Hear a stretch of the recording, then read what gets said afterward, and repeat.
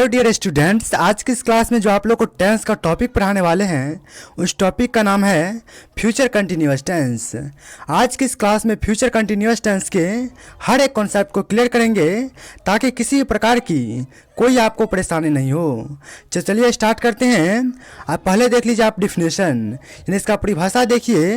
तो future continuous tense का जो प्रयोग है वो उस काम के लिए किया जाता है जो भविष्य में किसी निश्चित समय पर वो काम चल रहा होगा। जैसे मैं दौड़ रहा हूँगा, इस टाइप का जो सेंटेंस रहेगा उसके लिए हम फ्यूचर कंटिन्यूअस टेंस का प्रयोग करते हैं।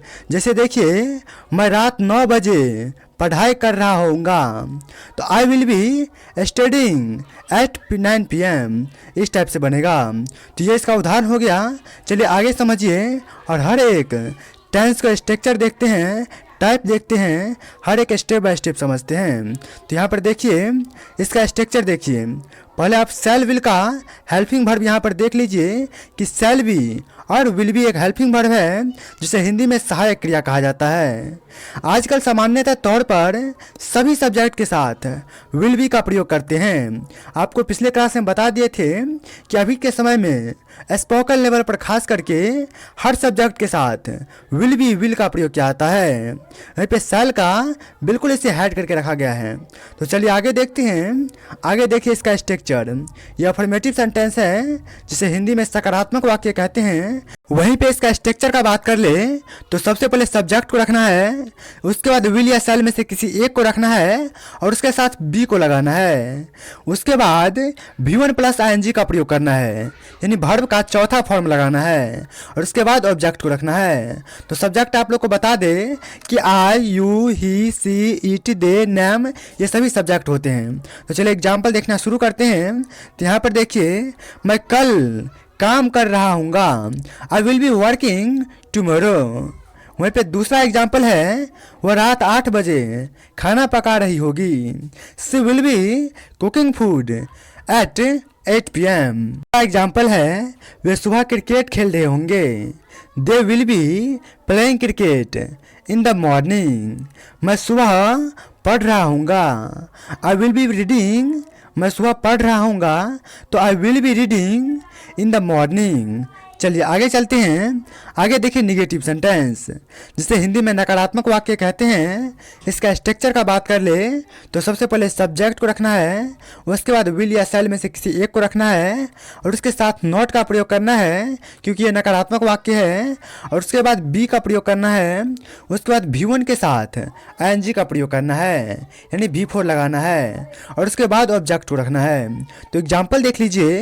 एग्जाम्पल में है, मैं कल काम नहीं कर रहा हूँगा, I will not be working tomorrow. वहीं पे दूसरा एग्जाम्पल है, वह रात 8 बजे खाना नहीं पका रही होगी, she will not be cooking food at 8 PM। वे क्रिकेट नहीं खेल रहे होंगे, they will not be playing cricket. मैं सुबह में क्रिकेट नहीं खेल रहा हूँगा, I will not be playing cricket in the morning. मैं शाम में घूम नहीं रहा हूँगा, I will not be walking in the evening. चलिए इस टाइप से सेंटेंस बनेगा। चलिए अगला देखते हैं। अगला टॉपिक है इंट्रोगेटिव सेंटेंस जिसे हिंदी में प्रश्नवाचक वाक्य कहते हैं। इसमें क्या होता है, इसमें से पहला पर्सन यानी पहला व्यक्ति किसी दूसरे व्यक्ति से सवाल करता है, जैसे क्या तुम कल काम कर रहे होगे। तो इसका पहला स्ट्रक्चर देख लीजिए। सबसे पहले शैल विल में से किसी एक को रखना है, उसके बाद सब्जेक्ट को रखना है और उसके बाद बी का प्रयोग करना है और उसके बाद V1 के साथ ING का प्रयोग करना है और उसके बाद ऑब्जेक्ट को रखना है। तो एग्जाम्पल देखिए, क्या तुम कल काम कर रहे होगे, will you be working tomorrow. क्या वह 8 बजे खाना पका रही होगी, will she be working at 8 PM। क्या वे खेल रहे होंगे, विल दे बी प्लेइंग। क्या मैं पढ़ रहा हूँगा, विल आई बी रीडिंग। क्या मैं शाम में टहल रहा हूँगा, will I be walking in the evening. क्या मैं सुबह में खेल रहा हूँगा, will I be playing in the evening, sorry in the morning. चलिए आगे चलते हैं। आगे सेंटेंस का टॉपिक देखिए, तो interrogative sentence plus negative sentence, यानी इंट्रोगेटिव प्लस निगेटिव। इसमें सवाल भी किया जाएगा और नहीं भी लगा रहेगा। तो इसका स्ट्रक्चर देख लीजिए। तो सबसे पहले शैल या विल में से किसी एक को रखना है, उसके बाद ऑब्जेक्ट को रखना है, उसके बाद नॉट बी को रखना है, उसके बाद V1 के साथ ING का प्रयोग करना है, यानी V4 को रखना है और उसके बाद ऑब्जेक्ट लगाना है। तो एग्जाम्पल देख लीजिए। क्या तुम कल काम नहीं कर रहे होगे? Will you not be working tomorrow? क्या वह रात 8 बजे खाना नहीं पका रही होगी? Will she not be cooking at 8 PM? क्या वे नहीं खेल रहे होंगे? Will they not be playing? क्या मैं सुबह में नहीं पढ़ रहा हूँगा? Will I not be reading in the morning? क्या मैं शाम में नहीं घूम रहा हूँगा? Will I not be working in the evening? चलिए अगला देखते हैं। अगला टॉपिक है WH क्वेश्चंस, जिसे WH फैमिली भी WH वर्ड भी कहा जाता है। तो यहाँ पर देखिए, इसका स्ट्रक्चर का बात कर ले तो सबसे पहले WH वर्ड को रखना है, यानी अगर वर्ड में रहेगा वाट यानी क्या, वाई मतलब क्यों, हाउ मतलब कैसे, ये सब वर्ड रहेगा तो उसका प्रयोग हम पहले करेंगे। जैसे देखिए, सबसे पहले WH वर्ड को रखेंगे, उसके बाद विल का प्रयोग करेंगे, उसके बाद सब्जेक्ट को रखेंगे, उसके बाद बी को रखेंगे और उसके बाद V1 के साथ ING का प्रयोग करेंगे और उसके बाद ऑब्जेक्ट का प्रयोग करेंगे। तो इसका एग्जाम्पल देख लीजिए। तो एग्जाम्पल में है, तुम रात 9 बजे क्या कर रहे होगे? What will you be doing at 9 PM? वहीं पे दूसरा एग्जाम्पल है, वह कल कहाँ जा रही होगी? Where will she going? Where will she be going tomorrow? पे तीसरा एग्जाम्पल है, वे क्यों चिल्ला रहे होंगे? Why will they be shouting? चलिए आगे देखते हैं।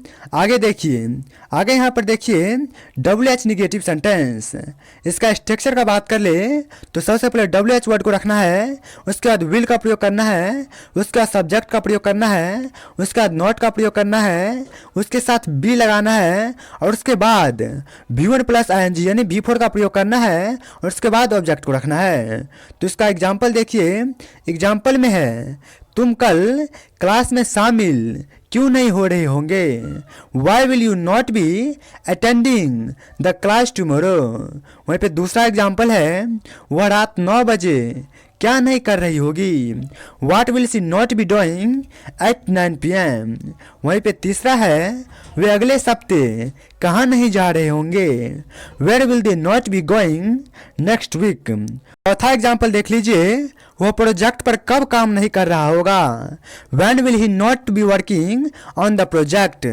वहीं पे पांचवा एग्जाम्पल है, कार्यक्रम के दौरान हमारी मदद कौन नहीं कर रहा होगा? Who will not be helping us during the event? चलिए आगे देखते हैं। आगे time expression for future continuous, यानी फ्यूचर कंटिन्यूअस टेंस के लिए टाइम एक्सप्रेशन, यानी समय की अवधि देखिए कैसा है। तो यहाँ पर देखिए, एट दिस टाइम टुमारो, यानी इस समय, कल इसी समय, नेक्स्ट वीक या नेक्स्ट मंथ या नेक्स्ट ईयर, यानी अगले हफ्ते, अगले महीने, अगले साल, और ये सब सेंटेंस में रहे ये सब वर्ड, तो समझ लीजिएगा कि यह फ्यूचर कंटिन्यूअस टेंस का एग्जाम्पल है। वहीं पे देखिए, इन the morning, in the evening, ये सभी वर्ड फ्यूचर कंटिन्यूअस को संकेत करता है। वहीं पे आगे हैं, एट 9 o'clock यानी 9 बजे, इन द इवनिंग यानी सुबह में, सुबह को, शाम को। देखिए आगा है, दिस टाइम नेक्स्ट ईयर यानी अगले साल इसी समय। ये सब सभी जो वर्ड हैं वो फ्यूचर कंटिन्यूअस टेंस को दर्शाता है। तो यहाँ पर आगे देखिए, आगे आप लोग के लिए प्रैक्टिस एक्सरसाइज लेकर आए हैं। इन सभी प्रैक्टिस एक्सरसाइज को आपको करना है। यहाँ पर देखिए इंग्लिश में दिया गया है, इसको हिंदी में बनाना है, और आगे हिंदी भी दिए हुए हैं जिसको आप लोग को क्या करना है तो इंग्लिश में बनाना है। और आज के समय में कॉम्पिटेटिव एग्जाम को देखते हुए आप लोग के लिए कुछ फिलिंग इन द ब्लैंक्स भी दिया गया है जिसको आपको प्रैक्टिस करना है और अच्छे तरीक़े से समझना है। तो आगे देखिए, आगे यहाँ पे उसका जो पहले वाला आपको सेंटेंस इंग्लिश में दिया गया था उसका हिंदी ट्रांसलेट भी कर दिए हैं, ताकि कोई भी परेशानी हो बनाते समय तो आप यहाँ से देख सकते हैं। तो आपको यह क्लास कैसे लगी, आपको यह क्लास पसंद आई तो इस क्लास को लाइक ज़रूर कीजिएगा और आपको एक समराइज टेबल को करा दे। आपको फटाफट स्पीड में करा देते हैं।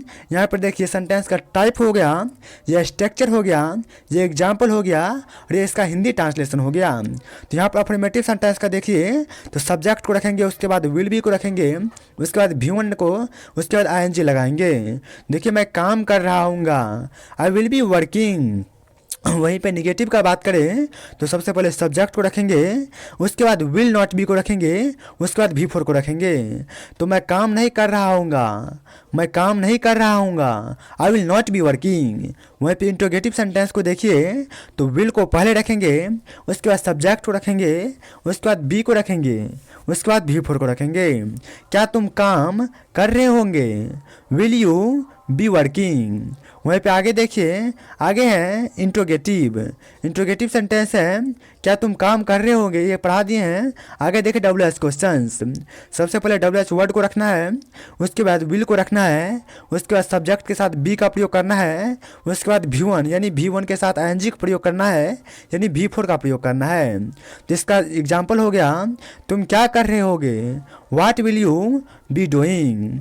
तो आपको यहाँ पे टेबल समराइज करवा दिए और हमसे इसी तरह के क्लास पाने के लिए, आप इस चैनल से जुड़ने के लिए आप लोग अभी इस चैनल को सब्सक्राइब करके बेल नोटिफिकेशन पे क्लिक करके ऑल पे क्लिक कर लीजिए, ताकि हर एक क्लास बेसिक से लेकर एडवांस लेवल तक की हर एक grammar topic, sentence, tense, voice, narration, article या किसी भी स्ट्रक्चर हो, वर्ड पावर हो, स्पोकन स्ट्रक्चर हो, हर एक क्लास आपको बिल्कुल फ्री में इस चैनल के माध्यम से डिलीवर करवाया जाएगा। तो मिलते हैं नए वीडियो में नेक्स्ट टॉपिक के साथ, तब तक के लिए थैंक्स फॉर वॉचिंग।